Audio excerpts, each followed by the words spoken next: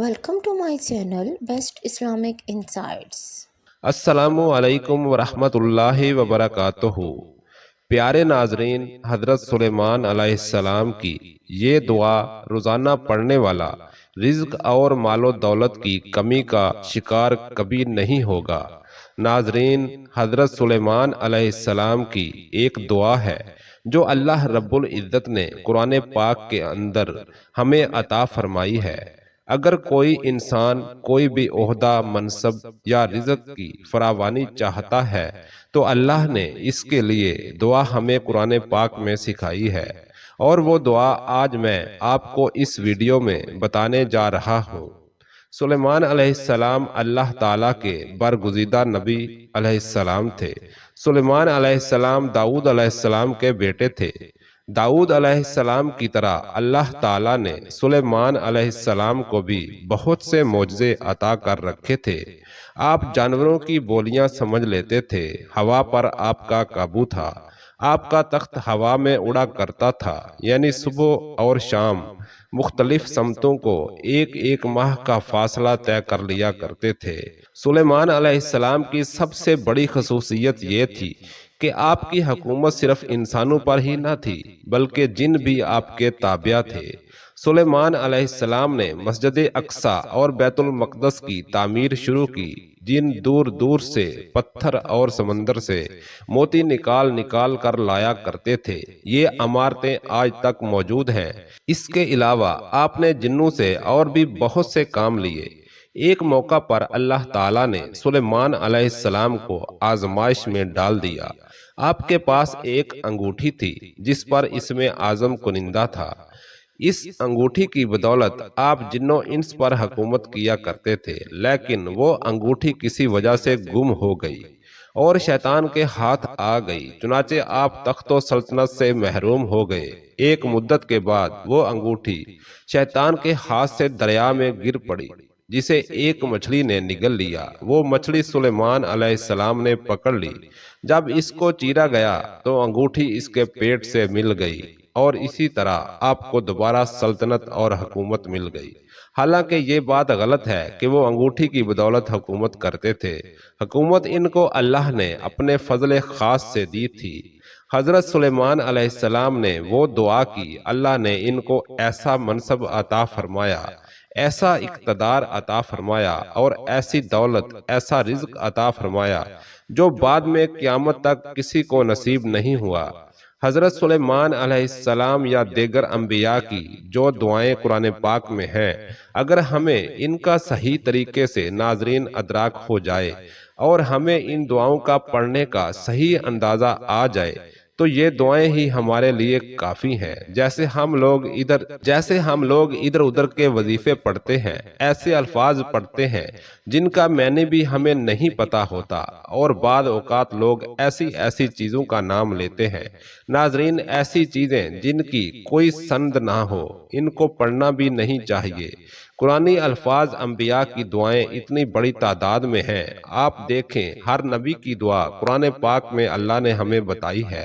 تو حضرت سلیمان علیہ السلام کی یہ دعا بہت ہی زیادہ تاثیر اور طاقت والی ہے، اور یہ دعا اتنی طاقتور ہے کہ اگر ایک بندہ نوکری چاہتا ہے، کوئی ایسی نوکری جو اس کے سٹیٹس کے مطابق ہو، اس کی تعلیم کے مطابق ہے۔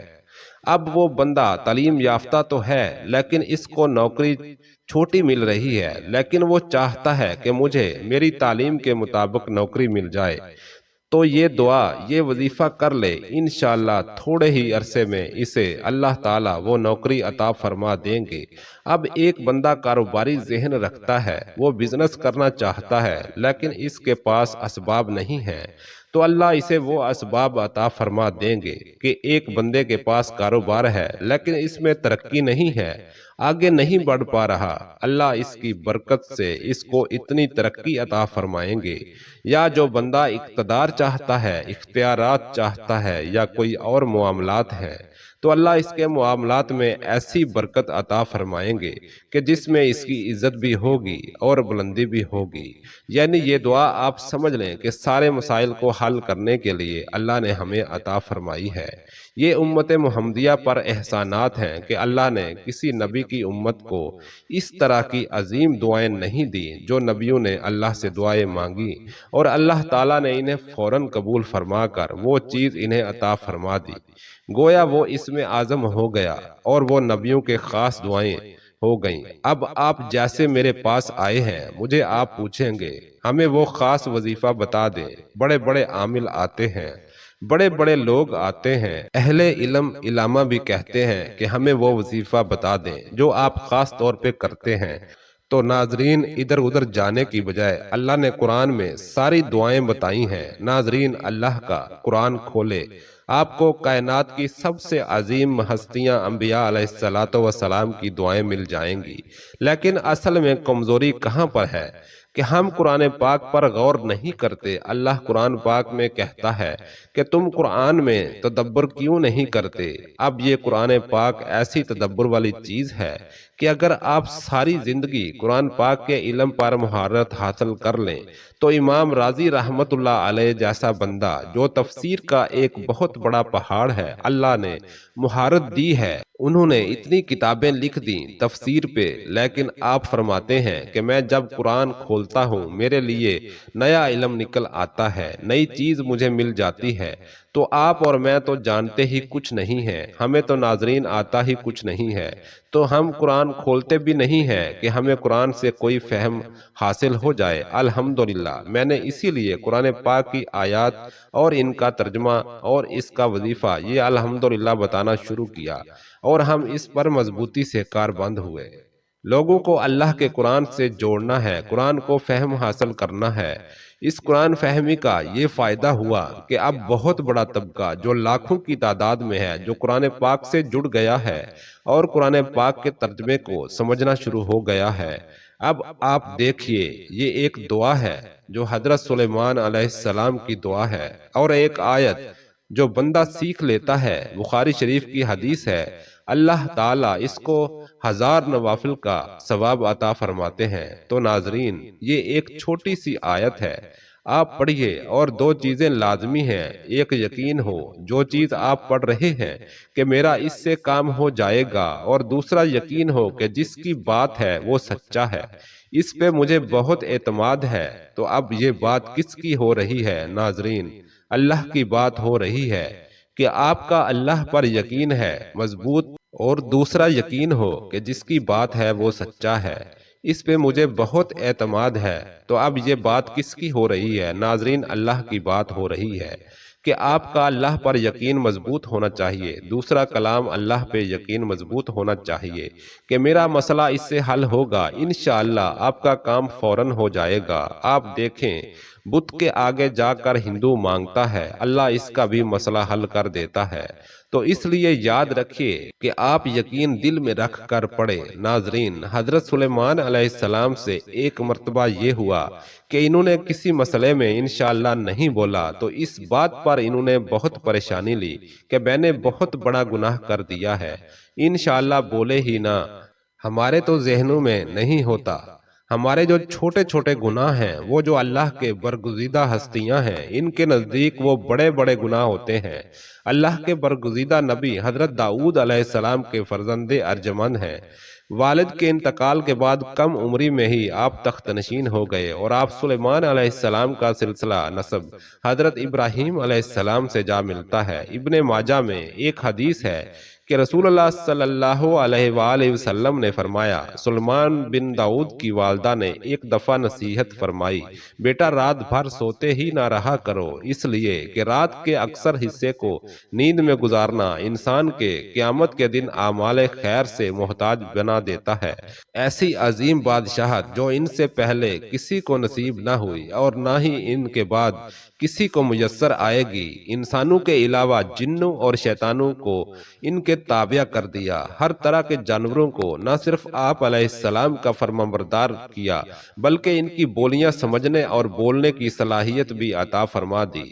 ہوا کو آپ کے لیے مسخر کر دیا، ہوا کو آپ کے لیے مسخر کر دیا کہ آپ علیہ السلام 1 ماہ کی مسافت صبح اور شام میں طے کر لیا کرتے تھے۔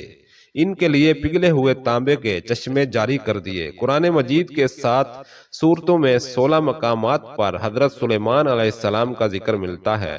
ناظرین محترم، حضرت سلیمان علیہ السلام کو اللہ نے علم و حکمت، فہم و فراست، ذہانت اور بے پناہ قوت فیصلہ سے نوازا تھا۔ ایک مرتبہ حضرت داؤد علیہ السلام کے دربار میں 2 افراد ایک مقدمہ لے کر حاضر ہوئے۔ ان میں ایک بکری والا تھا اور دوسرا کسان تھا۔ کسان نے دعویٰ کیا کہ اس شخص کی بکریوں نے میرے کھیت میں گھس کر اسے تباہ و برباد کر ڈالا ہے۔ حضرت داؤد علیہ السلام نے اپنے علم اور تجربے کے پیش نظر فیصلہ دیا کہ کھیتی کا نقصان بکریوں کے ریوڑ کی قیمت کے برابر ہے، لہذا بکریوں کا پورا ریوڑ بطور تاوان مدعی کو دے دیا جائے۔ فریقین عدالت سے باہر نکلے تو دروازے پر نوعمر حضرت سلیمان علیہ السلام سے ملاقات ہو گئی۔ انہوں نے مقدمے کے بارے میں دریافت کیا اور فیصلہ سن کر دونوں کو لے کر والد محترم کی خدمت میں حاضر ہوئے اور گزارش کی کہ اگر اجازت ہو تو اس فیصلے سے متعلق اپنی رائے پیش کروں، اور اجازت ملنے پر حضرت سلیمان علیہ السلام بولے، آپ بکریاں تو کھیت والے کو دے دیں تاکہ وہ ان سے بھرپور فائدہ اٹھاتا رہے، اور کھیت کی زمین بکریوں والے کے سپرد کر دیں کہ وہ اس میں کاشت کر کے کھیت کو اس حالت میں لے آئے جیسا بکریوں کے چرنے سے پہلے تھا، پھر کھیت واپس کسان کو دے دے اور بکریاں بکری والے کو دے دیں۔ ناظرین، حضرت سلیمان علیہ السلام کا یہ فیصلہ حضرت داؤد علیہ السلام کو بہت پسند آیا۔ قرآن کریم میں ارشاد باری تعالیٰ ہے، حضرت داؤد اور سلیمان کو یاد کیجئے جبکہ وہ کھیت کے معاملے میں فیصلہ کر رہے تھے کہ کچھ لوگوں کی بکریاں رات کو چر گئی تھیں اور ہم ان کے فیصلے میں موجود تھے، اور ہم نے ان کا صحیح فیصلہ سلیمان کو سمجھا دیا۔ حضرت سلیمان علیہ السلام نے اللہ سے دعا مانگی، اے میرے پروردگار، میری مغفرت فرما اور مجھے ایسی بادشاہت عطا کر جو میرے بعد کسی کو بھی میسر نہ آئے، بے شک تو بڑا عطا فرمانے والا ہے۔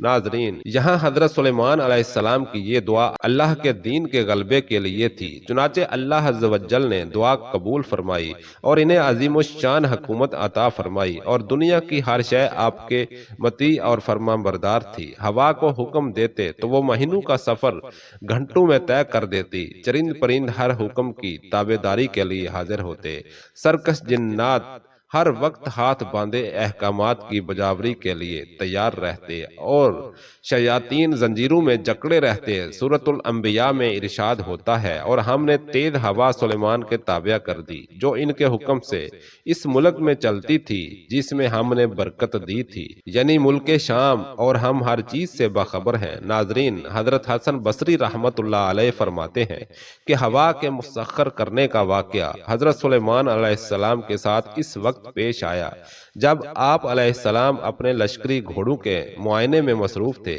اسی اثناء میں آپ کی عصر کی نماز فوت ہو گئی۔ چونکہ اس غفلت کا سبب گھوڑے بنے تھے، لہذا انہوں نے اپنے خوبصورت اور بیش بہا گھوڑوں کو ذبح کر دیا۔ حضرت سلیمان علیہ السلام نے جب اپنی سواری کے جانور قربان کر دیے تو اللہ نے انہیں اس سے بہتر سواری عطا فرما دی اور ہوا کو ان کے مسخر کر دیا۔ حضرت سلیمان علیہ السلام کے گھوڑوں کا واقعہ قرآن کریم میں بھی درج ہے۔ ارشاد باری تعالیٰ ہے، ہم نے سلیمان کے لیے ہوا کو مسخر کر دیا کہ صبح کی منزل مہینے بھر کی ہوتی تھی اور شام کی منزل بھی، یعنی حضرت سلیمان علیہ السلام مائے آیان سلطنت اور لشکر تخت پر بیٹھ جاتے، اور جدھر آپ علیہ السلام کا حکم ہوتا ہوائیں اسے اتنی رفتار سے لے جاتی کہ 1 مہینے جتنی مسافت صبح سے دوپہر تک کی ایک منزل میں طے ہو جاتی، اور پھر اسی طرح 1 مہینے کی مسافت دوپہر سے رات تک میں، یعنی اسی طرح ایک دن میں 2 مہینے کی مسافت طے ہو جاتی۔ ابن ابی حاتم نے حضرت سعید بن جبیر سے نقل کیا ہے کہ تخت سلیمانی پر 6 لاکھ کرسیاں رکھی جاتی تھی جن پر حضرت سلیمان علیہ السلام کے ساتھ اہل ایمان اور انسان اور ان کے پیچھے اہل ایمان جنات بیٹھتے۔ پھر پرندوں کو حکم ہوتا کہ وہ تخت پر سایہ کر دیں تاکہ آفتاب کی تپش سے تکلیف نہ ہو۔ اس عظیم الشان تخت کو اٹھا کر جہاں کا حکم ہوتا وہاں پہنچا دیتی۔ اور بعض روایات میں ہے کہ اس ہوائی سفر کے وقت پورے راستے حضرت سلیمان علیہ السلام سر جھکائے اللہ کے ذکر اور شکر میں مشغول رہتے۔ تو ناظرین آج کی وظیفے کی جانب چلتے ہیں۔ تو ناظرین اب چلتے ہیں وظیفے کی جانب کہ اگر کوئی بھی شخص امیر ہونا چاہتا ہے تو یہ حضرت سلیمان علیہ السلام کی دعا ایک دن میں ضرور پڑھا کرے۔ جتنی بار پڑھیں تو وہ دولت کا بادشاہ بن جائے گا۔ آپ کوئی بھی اپنی ترقی چاہتے ہیں، جاب چاہتے ہیں، رزق میں ترقی چاہتے ہیں، دنیا کی کوئی بھی خواہش آپ کی ہے جو آپ بیان بھی نہیں کر سکتے، تو انشاءاللہ رب تعالی آپ کی خواہش پوری فرمائیں گے۔ سب سے پہلے پڑھیں گے اعوذ باللہ من الشیطان الرجیم، پھر اس کے بعد تسبیحاں بسم اللہ الرحمن الرحیم، اور اب ہم پڑھیں گے درود پاک اللہم صلی علی محمد وعلی آل محمد کما صلیت علی ابراہیم وعلی آل ابراہیم انکا حمید مجید، اللہم بارک علی محمد وعلی آل محمد کما بارکت علی ابراہیم وعلی آل ابراہیم انکا حمید مجید۔ تو پیارے ناظرین وظیفے کو اس ترتیب سے کریں، کیونکہ اعوذ باللہ من الشیطان الرجیم اور بسم اللہ الرحمن الرحیم پڑھنے کے بغیر کوئی بھی دعا مکمل نہیں ہوتی اور اللہ برکت نہیں ڈالتے، اور درود پاک کے بغیر بھی کوئی دعا پوری نہیں ہوتی۔ تو اب آپ سورۃ صاد کی آیت نمبر 35 کو اپنا وظیفہ بنا لیجئے۔ قَالَ رَبِّ اغْفِرْ لِي وَهَبْ لِي مُلْكًا لَا يَنبَغِي لِأَحَدٍ مِّن بَعْدِي إِنَّكَ أَنتَ الْوَهَّابُ۔ عرض کیا اے میرے پروردگار مجھے بخش دے اور مجھے ایسی حکومت عطا فرما کہ میرے بعد کسی کو میسر نہ ہو، بے شک تو ہی بڑا عطا فرمانے والا ہے۔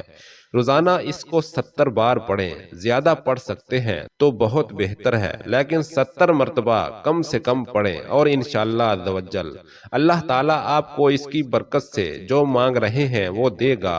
اس کو کوشش کریں 1 مہینہ پورا پڑھیں، ورنہ زیادہ دن بھی پڑھ سکتے ہیں۔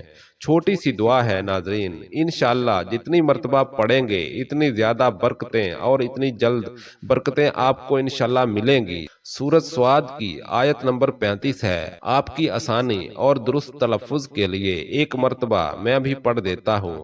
اور ناظرین اتنی مختصر تھی دعا ہے، اسے 70 مرتبہ روزانہ پڑھنے کی عادت بنا لیجئے۔ انشاءاللہ آپ کی کوئی ایسی خواہش نہیں جو اللہ کے فضل و کرم سے پوری نہ ہو سکے۔ پیارے ناظرین یہ وظیفہ کرنے کے بعد اب آپ اپنے دل سے دعا مانگیں، جو آپ کو چاہیے، جو آپ کے دل کی خواہشات ہیں، اللہ سے رو کر گڑ گڑا کر دعا مانگیے، انشاءاللہ مالک ضرور آپ کی ہر خواہش پوری فرمائے گا۔ حضرت ابو ہریرہ رضی اللہ تعالیٰ عنہ سے روایت ہے کہ ایک روز آپ صلی اللہ علیہ وآلہ وسلم نے فرمایا کہ گزشتہ شب میں عبادت میں مصروف تھا کہ ایک سرکش جن نے بہت کوشش کی کہ مجھے نماز میں بھٹکا دے۔ اللہ کی مہربانی سے میں نے اس پر قابو پا لیا اور پکڑ کر چاہا کہ اسے مسجد کے ستون کے ساتھ باندھ دوں تاکہ تم سب اس دن میں آ کر دیکھ سکو۔ مجھے سلیمان کی دعا یاد آ گئی کہ جس میں انہوں نے خدا سے درخواست کی تھی کہ مجھے ایسی حکومت عطا کر جو مجھ سے پہلے اور بعد کسی کو نہ عطا کی گئی ہو، اور یہ خیالات ہی میں نے اسے لعنت منامت کر کے چھوڑ دیا۔ تو ناظرین آپ بھی اس دعا کو اپنا وظیفہ بنا لیجئے، انشاءاللہ آپ کی ہر دعا اللہ پاک قبول فرمائیں گے، ہر جائز حاجت آپ کی قبول فرمائیں گے۔ اللہ پاک سے دعا ہے کہ میرا سنانا اور آپ کا سننا اپنی بارگاہ الہی میں قبول و منظور فرمائے، جو مانگ سکے وہ بھی عطا فرمائے، جو نہ مانگ سکے وہ بھی عطا فرمائے۔ جتنے ہمارے بہن بھائی مالی پریشانی میں مبتلا ہیں اور گھریلو ناچاکیوں سے پریشان ہیں، اللہ ان کی پریشانیاں دور فرمائے اور آخرت میں کامیابی نصیب فرمائے، اور پیارے نبی حضرت محمد صلی اللہ علیہ وآلہ وسلم کی سیرت النبی پر عمل کرنے کی توفیق عطا فرمائے، آمین یا رب العالمین۔